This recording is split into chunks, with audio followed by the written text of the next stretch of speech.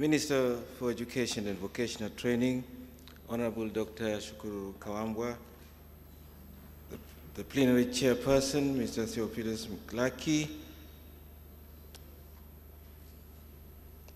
Honorable Ministers, members of the Diplomatic Corps, distinguished guests, invited guests, ladies and gentlemen. I thank you, Honorable Minister, for inviting me to officiate the opening of the 6th International Conference on Information and Communication Technologies for Development, Education, and Training, or eLearning Africa 2011 Conference. I welcome all the delegates to Tanzania and to the city of Dar es Salaam in particular. It is my sincere hope that we'll enjoy the comfort and hospitality of people of Dar es Salaam and Tanzania in general. I thank the organizers of the International Conference, Workshop, and Exhibition, ICWE, their partners and sponsors for bringing this conference to Dar es Salaam. We feel greatly honored to play host to such distinguished gathering of, from what we've been told, more than 1,700 participants coming from a number of countries, drawing from a broad participation of educators, publishers, professionals, and practitioners. Distinguished delegates, ladies and gentlemen, we are meeting here today when the world is being dynamically transformed by digital technologies and information communication. This knowledge has increasingly become an essential resource in the network of global economy. In this regard, this conference provides a unique opportunity for sharing experience and best practices for upscaling the implementation of e-learning across the African continent. We are now witnessing increasing investments in ICT in our continent. The enthusiasm of the youth in adopting new technologies and bridging the geographical barriers brought by fast-changing converging technologies. These new developments will eventually benefit our people in their development endeavors. Indeed, these initiatives attest to the fact that Africa is now moving from being a spectator to a participatory role in the development of technologies. Distinguished delegates, ladies and gentlemen, I'm informed that the main focus of this year's conference is on youth, skills, and employability. Indeed, these are strategic aspects which create potential global challenges and opportunities. Recent studies have shown that Africa has the fastest growing and most youthful population in the world. However, new employment opportunities are not keeping pace with the large and growing youth labor force, with growing young labor force. The youth in Africa make up 37% of the working age population and 60% of the unemployed.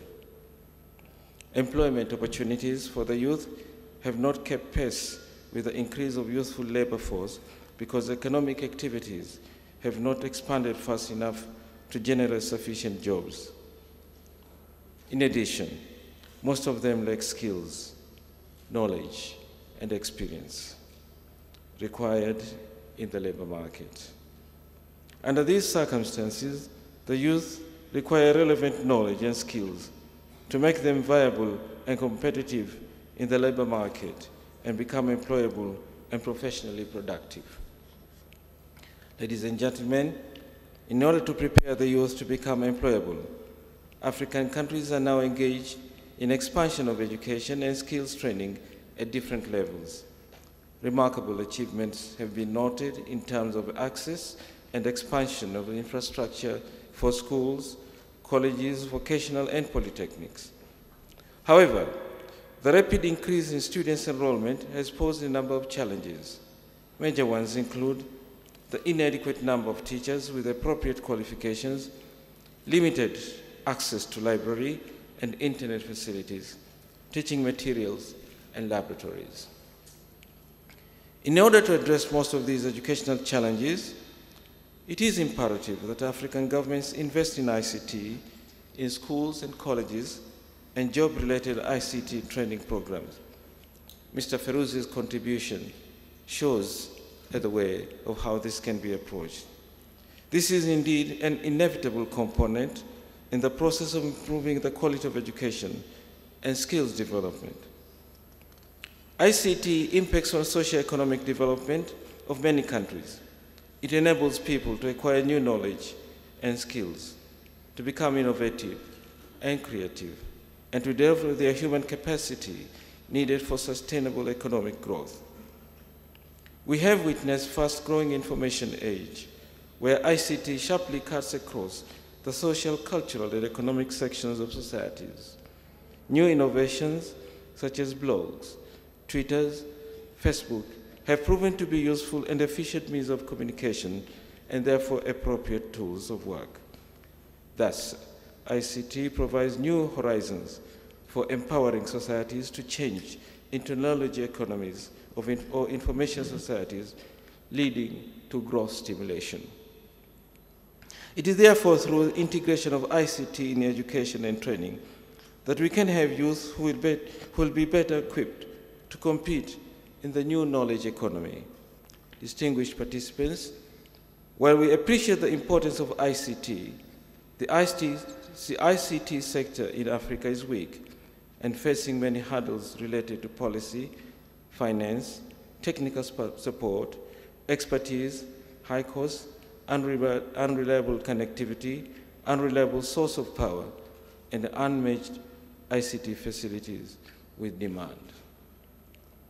Language and relevant local content has also posed an enormous challenge until recently. I'm pleased to note that plans are underway for the Kiswahili language interface PEG for Windows 7, which I hope will be launched very soon. This breakthrough will enable over 300 million Kiswahili language users across the world to access a broad range of software programs in their own language.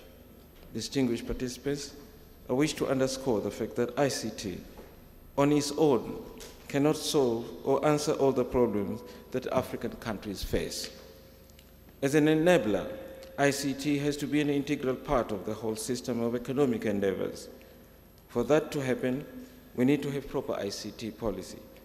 The government of Tanzania has already acknowledged that ICT can be harnessed to meet the Millennium Development Goals, or MDGs, and indeed our Development Vision 2025. It is in that respect that the vision of national ICT policy emphasized Tanzania's resolve to become a hub of ICT infrastructure and ICT solutions that enhance sustainable socio-economic development and accelerated poverty reduction. For that purpose, we have embarked on the construction of the National ICT Broadband Backbone, NICTBB, which connects all East regions and districts through a 10,000-kilometer optic fiber cable. The NICTBB is already connected to two major submarine cables of SEACOM and EASY. In line with the Kigali Connect Africa Summit, Tanzania has already created virtual landing stations for submarine cables through the national backbone at the respective cross-border points of Malawi, Kasumulo Station, Rwanda at Rusumo Station, Burundi at Gabanga Station, Uganda at Mtukula Station, Zambia, Tunduma Station, and Kenya, Namanga Station.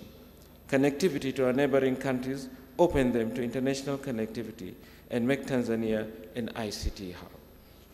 Distinguished participants, ladies and gentlemen, I'm informed that the next two days, delegates will have the opportunity to benchmark, learn, and network, as well as address different forms of technology-enhanced learning and skills development.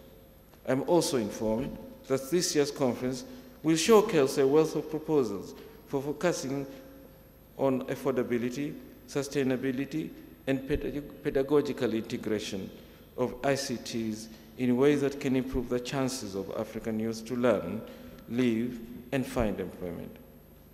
I'm quite sure that the sessions will be highly stimulating and rewarding, leading to fruitful discussions. I wish you all the best. Ladies and gentlemen, I now have the pleasure to declare this 6th International Conference of ICT for Development, Education and Training officially open. I thank you for your attention.